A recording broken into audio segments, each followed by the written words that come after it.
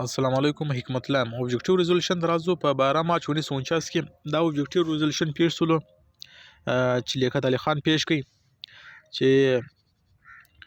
د دې سمخ کې د اوبجیکټیو ریزولوشن سمخ ډیر زیات مسکنسپشن په دې امر کې دا غلط فهمي نیولې چې یو کنسپټ دا یو سوچ چې بای اوس هاریان و چې اوس پروفیشنل خود مختاری ورکو یا وفاقي ګورنمنت سي اسلامي ګورنمنت سي یا سیکولر ګورنمنت سي اسلامیک سیکولر مطلب دا دی چې مطلب بالکل ک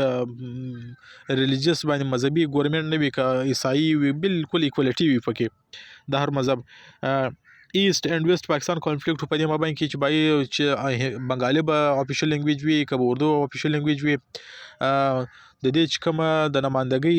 برابرۍ د ایست پاکستان او د ویست پاکستان چې نمائندګۍ به سر کم ورکو زیات سټام د ایست پاکستان وي کم سټام د ویست پاکستان وي کبه یو رقم نمائندګي ورکو نو دا زیات مسکنسپشن نو مګر لیاقت علي خان چې پر 12 مارچ 1949 کې کوم اوبجیکټیو ریزولوشن پیش کړ دا تر ډیره حد پورې کوم مسکنسپشن غلط فهمي وي هغه لري کړي او دا په او خاص کر کې د پاکستان چې کوم د آئین چې کوم بنیادی مسلې ولې هغه حل کړي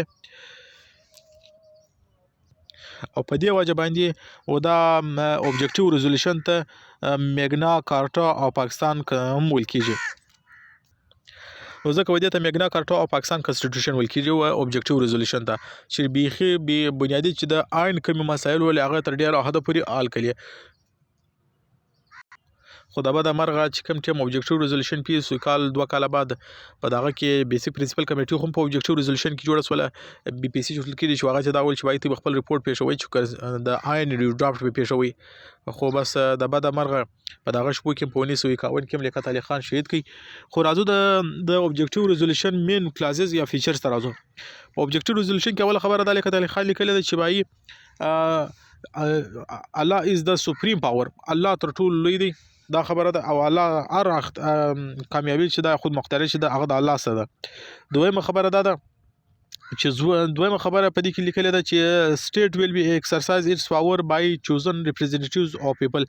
یعنی کوم کسان په الیکشنز کې الیکشنز وګټي راشي پارلیمنت ته بس هغه کسان به د state power وي او هغه به د state چې کوم پالیسیز دي هغه کسان به جوړوي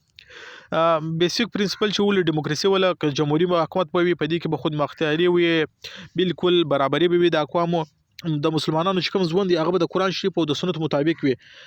او خو مذهبي خود مختاری به وي د کوم اقلیت چې دی اقلیت چې کوم حقوق دي هغه خپل حقوق به ورکول کیږي پاکستان چې دی فیډریټینګ یونټس به وي یعنی فیډریټینګ یونټس به چی وي دا څلور صوبې به وي او دویمه خبره ده چې کوم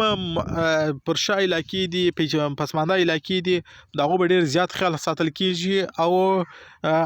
جوډیشري چې د عدالت چې دی چې عدالتونه چې کوم دي هغه به د ایگزیکټیو سره یعنی د اسټابلیشمنت سره دا به بالکل آزاد وي نو دا چې اوبجیکټیو ریزولوشن چې تر ډیره حد پورې د پاکستان د آئین بیسیک کوم ایشوز ولې هغه حل کړي او په دې وجه باندې ودی ته د میګنا کارټا او پاکستان کنسټیټیوشن مول کیږي